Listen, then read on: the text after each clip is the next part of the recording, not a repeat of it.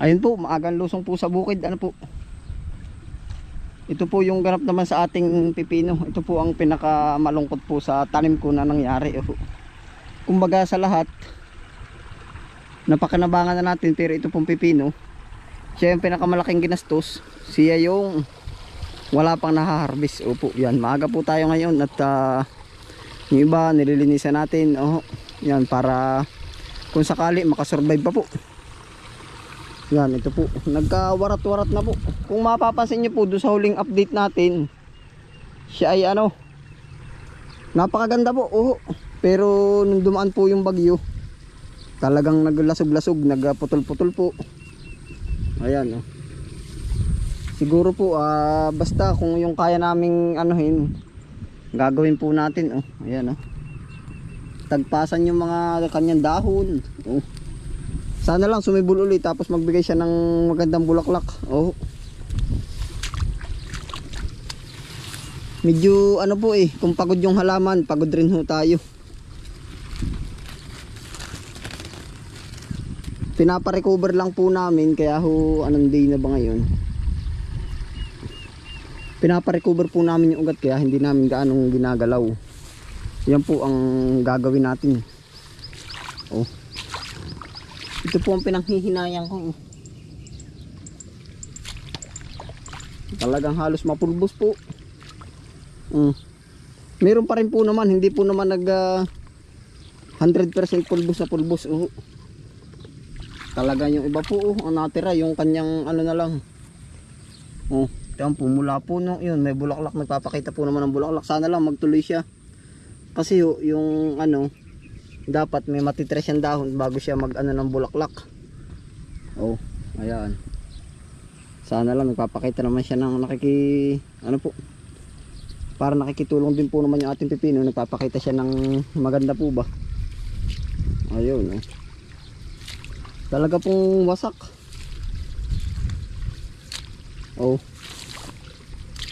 Kakaawa kong tingnan.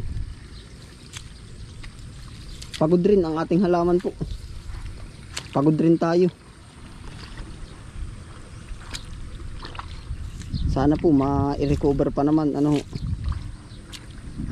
Basag po yung ibang katawan na kaya ako'y naaawa.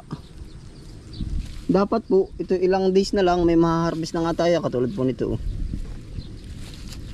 Harvest na rin natin. Umugtol na po, kumbaga parang mga po, nung in-update ko po sa inyo, meron na siyang ganito kan lalaki nung nakaraang araw. Maliit dito ng konti, lumaki na ho ito kumbaga mga 1 week siguro makakahalaw na tayo sana dito. Pero ito nga po yung ganap. Sabi ko nako, ay ano pang magagawa nga ba natin. Bagsak po yung mga tali yan Ay talagang yung laki ng pagbabago kung makikita. Kung update po kayo, ang lalaki. Yan nga ay sa sobrang tuwa natin sabi ko hanggang kakalabasan na yung dahon. Ay ngayon ay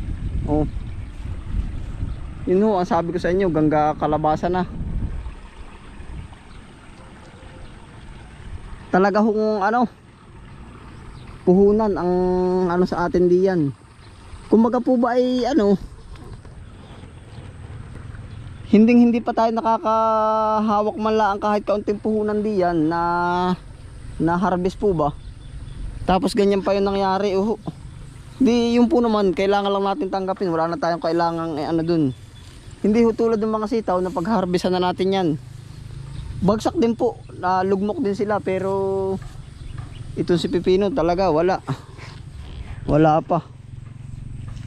Sa tingin ko po naman, kung siya makakasurvive, siguro dadating yung time na mataas na yung presyo ng siguro mga 2 weeks may bunga na rin yun ito po nag-aalis sa atin ng stress stress talaga yan yung mga nagpapakita po ng magandang bulaklak ang ating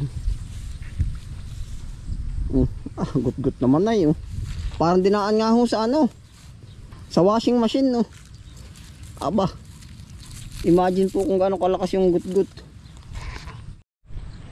Para sinalang sa washing machine po. Yan Nakakaano pong magbisita talaga, nakakapagod. Kahit wala tayong gawa, stress po ay. Mas nakakaano ho yung stress. Mas nakakapagod. Dami pa naman oh. Yan, narinig po si Chong. Ano Chong? Yan, dami pa naman bulaklak ano. Mukha namang ano kaya, babawi pa naman kaya. Parang maganda ano. Parang gaganda pa ano po.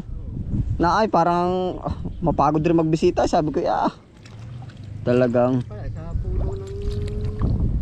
may bulaklak na rin po. Oo, nabunga. Meron na nga po. Buo na. Ay siya nga ano. Sabi ko yung mga los din eh. Ay ayad na ayad po naman yung hangin. Ay ano. Bayo ko sa dulo. Pero puno hindi oh. Ay parang sabi ko para dinaan sa washing. Ay gut nga itong mga dulo. Pati tali. Gutay ano po. Makakapaghulip ka niya ng panalo. Oo. Ay bagsak naman yung mga tali.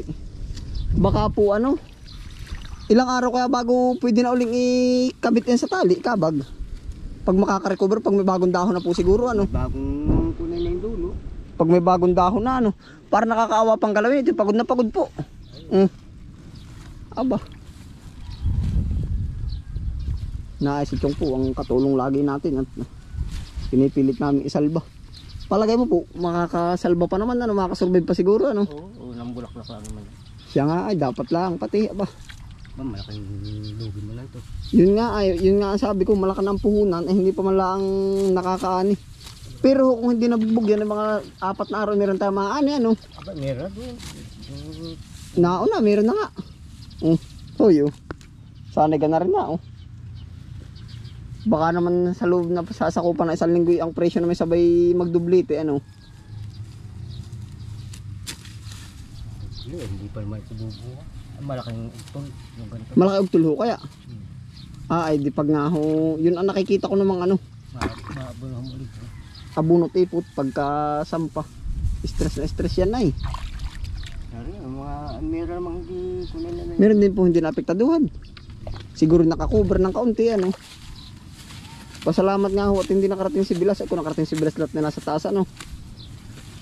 Kung lahat ay tumindig yung ano. Kuya, lahat ay nakadapang yan. Yung na dito ba sa tali? Ay, bayo ko sa lahat. Baka halos walang matitira ano. Buti nga't hindi nakadapang pa. Butit gumapang sa pailalim ano. Talaga napaka ano din ng Panginoon. Alam din ang mangyayari ay. Wala naman sa panahon na nga eh. Oo, abay tag-init. Ay kita mo tayo pawisan nung araw na gabi. Nung kumbagay araw. Nagkabagyo? Abay biglang nagkabagyo. Malakas pa. Abay para super typhoon ay. Number ano po ba? 3. Number 3. Yan, may narating pikin. Oo, marami po naman nasalanta ay kung bagay dapat rin atin ma-survive natin. Naay po. Kumbaga basta kaya yan. Mapagod po ako, hindi rin gaano makapag anong maigit, anong alus. Are po, ang purpose po naman na rin kumbaga ma-update kayo dito sa ating pananim, kaya pinapakita ko po sa inyo.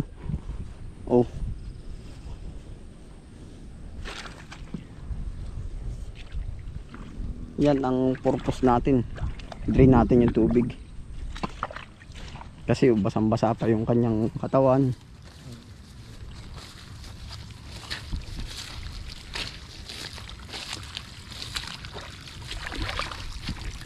Buksan natin ito.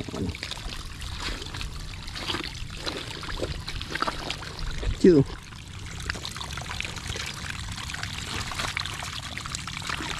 Sa naghahanap po ng ating aso, kumpleto sila. Chew!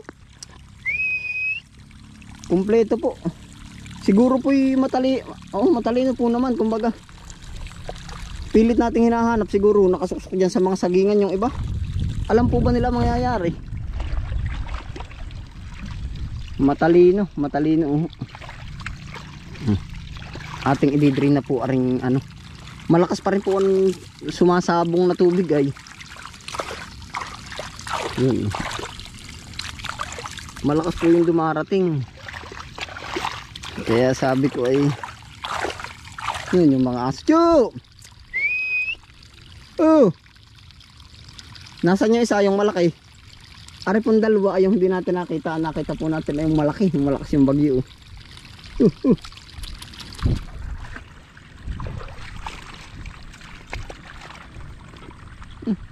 Saan daw kayo tumago ha? Chuchu. Saan kayo nakatago ng bagyo ha? Yan, ito po. Atin po muna itong aanuhin.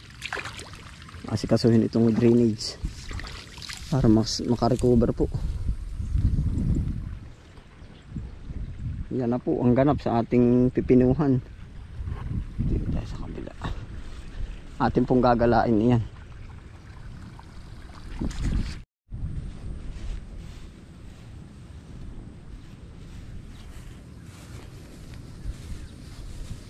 Yan na po yung ating pipinuhan. Lahat po nakababa.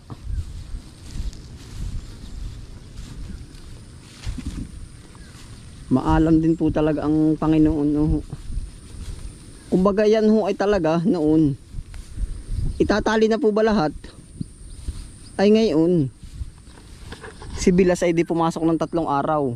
Ay diyan po parang bumagal ba yung pagkataas niya. Ngayon, nung bago bumagyo, hindi pa rin itaas kaya nasa baba, nakalugmok. Kaya ho yan, kumbaga nadaanan siya, hindi sagad. Pero yung po namang iba ay talagang mga tagpas, putol. Kagaya po nito. Yan. Siguro wala na recover. Yan. Sana lang, para nag-uugat naman siya dito sa ano, sa gilid.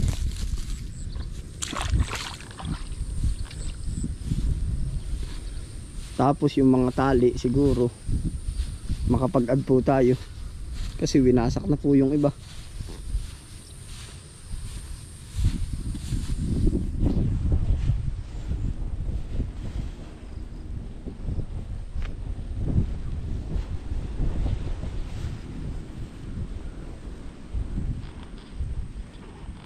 Wasak pati yung mga tali.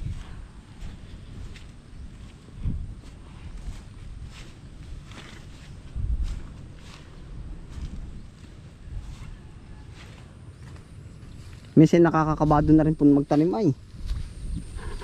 Gawa ho na yung pupuhunanin mo, kumbaga isusugal mo pa ay tama nga po pala ngayon ang ngayon ko po na ano na kumbaga sumusugal talaga tayo dito. Hindi po naman pwedeng kung laging takot kumbaga lalong hindi natin malalaman ano. Yan Yan ang sugal natin.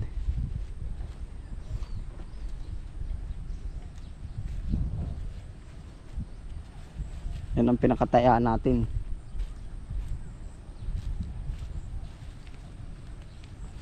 Patay din po yung ibang kamatis.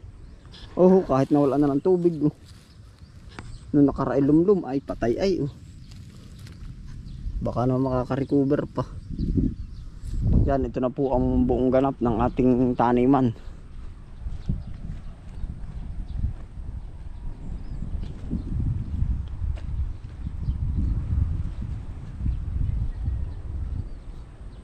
Yan po ay dinrin na natin at kung makita nyo po nung tayo ay nag-abono nung bago bumagyo, may mga tubig po yun.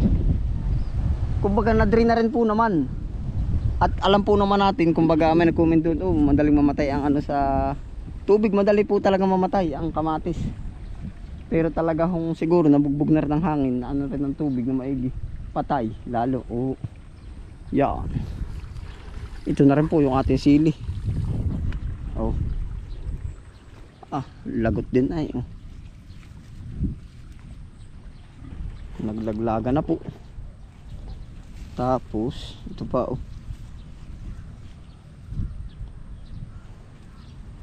marunong talaga ang Panginoon po.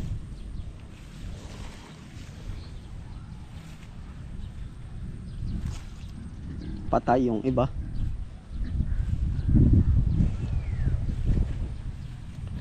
Laglagan. sabay-sabay po tayong babawi sa pagkakalugmok ng ating mga pananim po.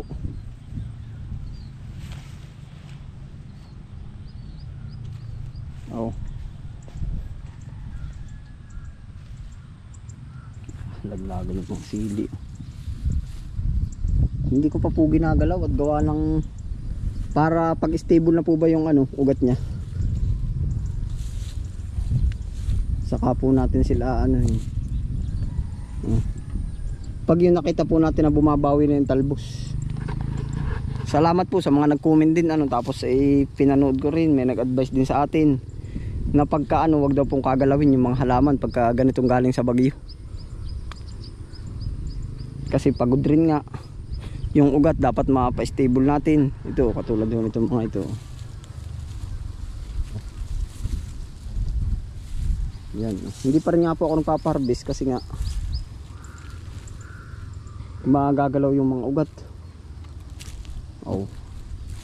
Pag na-harvest naman natin ito, may mabibinta na rin.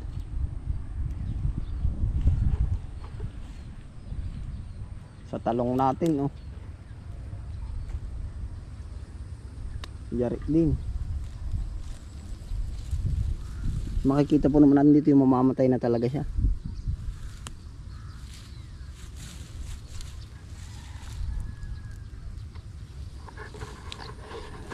Ayun po, salamat po sa inyong pagsama. Sabay-sabay po tayong babangon sa pagkakadapa ng bagyong Aghon. Oh, yun. Ingat po palagi. Bye.